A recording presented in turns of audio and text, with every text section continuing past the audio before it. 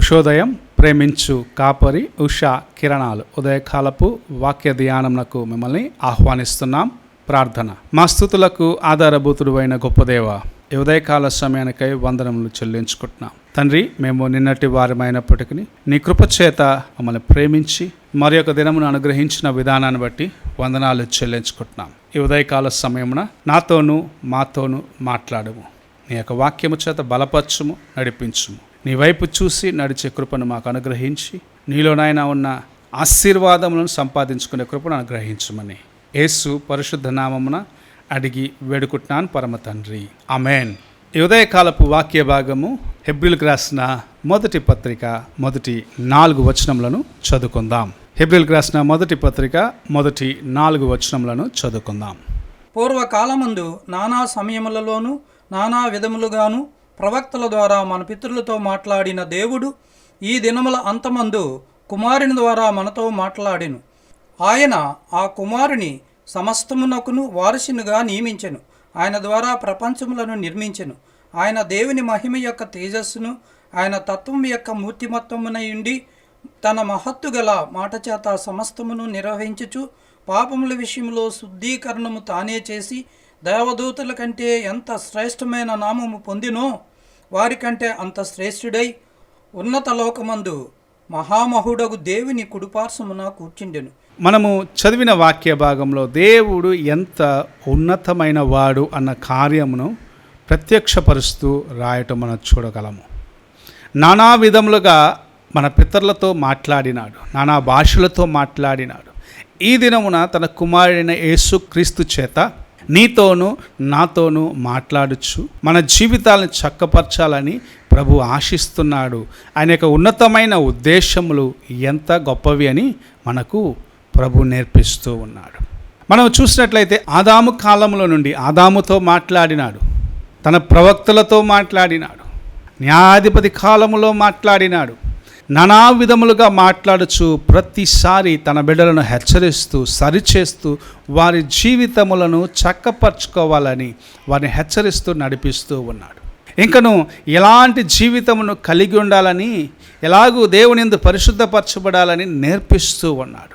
ఆ ప్రభువు ఒక సమయం వచ్చినది, మనుషులకు విమోచన సంపూర్ణముగా కలిగింప చేయాలంటే, వారిని విడిపించాలంటే, వారి జీవితాలని మార్చాలంటే, వారికి శాశ్వతమైన విమోచన కలిగింప చేయాలంటే ప్రభు తన కుమారుడైన యేసుక్రీస్తు ఈ లోకమునకు వచ్చి తండ్రి తన కుమారుని మన కోసము బలిగా అర్పించి తన యొక్క రక్తమును చిందించి నీ కోసమో నా కోసమో విమోచనను సిద్ధపరిచినాడు. ఆ విమోచన కార్యమును చేసిన దాన్ని బట్టి తన యొక్క రుధిరమును కార్చి ఎవ్వరూ చేయలేని గొప్ప యాగమును చేసిన దాన్ని బట్టి ఆయన దేవదూతల కన్నా ఉన్నతమైన స్థితికి, అనగా దేవదూతలకు పైన ప్రభు ఆయనను ఎలాగూ హెచ్చించినాడు అన్న కార్యమును ఇక్కడ మనము చూస్తూ ఉన్నాం. ఈ దినమున నీ కోసము నా కోసము దేవుని యొక్క కుడి పార్శ్వమున కూర్చోండి ఆయన విజ్ఞాపన చేయించు ఉన్నాడు. నీవు నశించి నరకానికి పోరాదు. నీవు పాపము చేత బంధించబడిన వ్యక్తిగా లోకములో నశించిపోయి నరకానికి పోరాదు.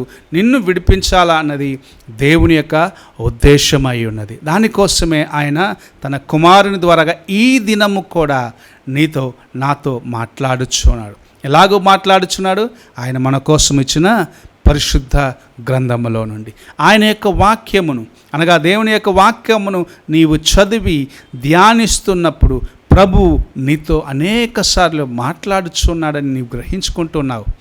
అయినను నీ బలహీనతను బట్టి నీవు దేవునికి దూరం అయ్యేదానికి అనేకమైన కార్యములు ఉండవచ్చు. కానీ ప్రభు ఈ దినము మరలా ఒక్కసారి జ్ఞాపకం చేస్తున్నాడు. తన కుమారుని పంపించి ఆయన ద్వారాగా చేసిన ప్రతి కార్యమును, ఆయన నీతో మాట్లాడిన ప్రతి కార్యమును నీవు గ్రహించుకొని లోబడి నీ జీవితమును ఆయన యందు చక్కపరుచుకున్నట్లయితే నిజముగా దేవుని యొక్క కృపను నీవు సంపాదించుకును. ఆయన నీతో మాట్లాడుచున్నది నీకు విమోచన కలిగించింది. తన్ను తాను తగ్గించుకున్నాడు, తన్ను తాను రిక్తునిగా చేసుకున్నాడు.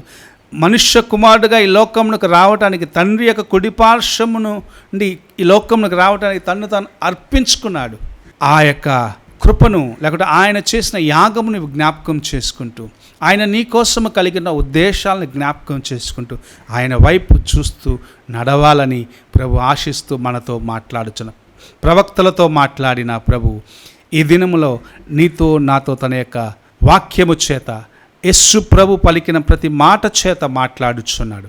ఎందుకంటే నీవు నేను కూడా ఆయనతో కూడా ఆయన యొక్క రాజ్యంలో యుగ యుగములు జీవించాలా, ఆయన యందు ఆనందించాలని ప్రభు ఆశిస్తూ మనతో మాట్లాడుచూ ఉన్నాడు. నీవు ఆయన స్వరము విని ఆయన యొక్క మాటలకు లోబడి ఆయన నడిపించే మార్గంలో నడుస్తావా, లేక నీ తలంపుల చేత కొట్టబడిన వ్యక్తిగా, దేవుని యొక్క స్వరమును నిరాకరించే వ్యక్తిగా నీవున్నావా అని నిన్ను పరీక్షించుకొని ఈ దినము ప్రభు నేను సరిచేసుకునేదానికి నీకు అనుగ్రహిస్తున్న ఈ తరుణాన్ని సద్వినియోగపరచుకొనము. దేవుని యొక్క కృపను సంపూర్ణముగా నీ జీవితంలో అనుభవించుము. ఆయన ఉన్నతమైన స్థితిలో నుండి దిగి వచ్చి నీ కోసము దీనుడుగా వచ్చినాడు. నిన్ను ఆయన యొక్క రాజ్యంలో, తండ్రి రాజ్యంలో చేర్చేదాని కోసము ప్రభు అయిన యేసుక్రీస్తు తన ప్రాణమును అర్పించినాడని గ్రహించుకొని నీ హృదయాన్ని ఆయనకు సమర్పించుకునేదానికి ఈ తరుణమును ప్రభు నీ కోసము నా కోసము అనుగ్రహించినాడు. నీవు నీ హృదయాన్ని ఆయనకు సమర్పించుకుంటావా? ఒక్కసారి నిన్ను నీవు ప్రశ్నించుకో. ప్రార్థన చేసుకుందాం. పరిశుద్ధుడు అయిన యేసయ్య, మమ్మల్ని ప్రేమించి నీవు మహా ఉన్నతుడు అయినప్పటికీ దీనుడుగా ఈ లోకమునకు దిగివచ్చి నీ జీవమునిచ్చి మమ్మల్ని రక్షించి దేవా మా కోసము సమస్తమును చేసినావు.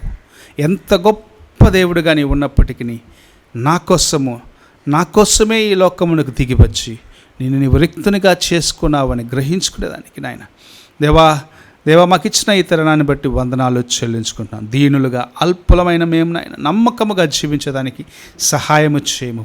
నీ రాజ్యమును చేరేంత వరకు నాయన విధేయులుగా లోబడి ఉండే కృపను అనుగ్రహించమని ఆశీర్వదించి నడిపించమని యేసు పరిశుద్ధ నామమున అడిగి వేడుకుంటున్నాను పరమ తండ్రి, ఆమేన్. తండ్రి అయిన దేవుని ప్రేమ, కుమారుడైన క్రీస్తు కృప, ఆదరణకర్త అయిన పరిశుద్ధాత్మిక సహవాసము ఇప్పుడు ఎల్లప్పుడూ తోడయుండి సదాకాలము నడిపించునుగాక. ఆమేన్.